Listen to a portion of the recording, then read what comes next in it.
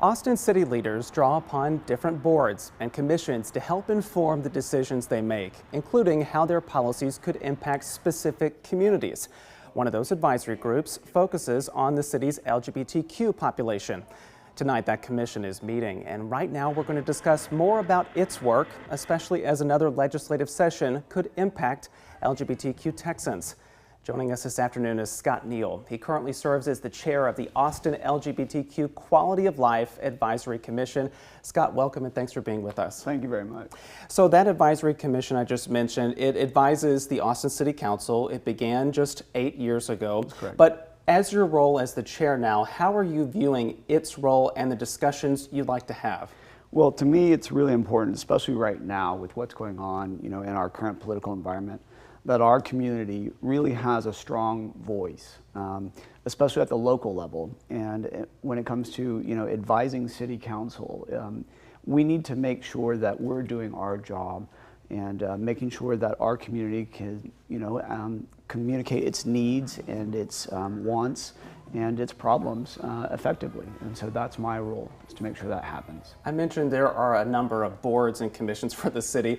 Not all of them get a lot of attention all the time, even though they're doing some really good work. But with raising the profile of the LGBTQ Quality of Life Commission, what are your concerns about doing that, making more people aware of what it's doing? I think, for our job is to be a truly representative board for the city of Austin's LGBTQ AI community. And naturally, with wide representation, we're going to have areas of disagreement. And finding a way forward, even when the community may not fully agree, it can sometimes be uncomfortable, and that can take time. But I'm confident that we have the skills and the people on this commission to make sure that we take everyone's opinions into consideration and navigate as best as we can. Yeah, and tonight's meeting, again, is happening at about 6:45. You That's all correct. are going to have some discussions and potentially get some updates about efforts to bring LGBTQ cultural centers here to Austin.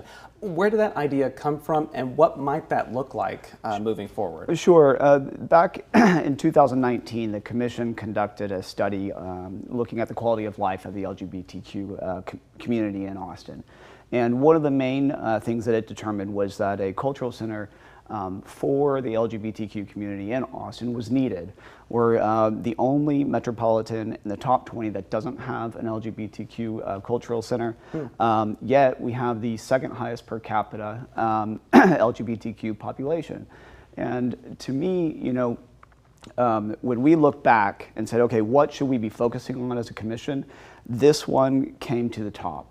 And so tonight we're having our town hall, this will be the second, to gather information from the community on what they want to see when it comes to this vision. Yeah, and eventually that will make its way to the council and potentially lead to some action too. That is exactly the hope. And so we're motivated, and I'm confident we'll get there. All right, well, Scott Neal, thanks again for joining us and providing some little bit more information about what's in store for tonight. Thank you, Will. I appreciate it. So if anybody would like to attend this evening, here are some details about that meeting. It starts at 6:45, and this will happen at the city's Permitting and Development Center that's located at 6310 Wilhelmina Delco Drive.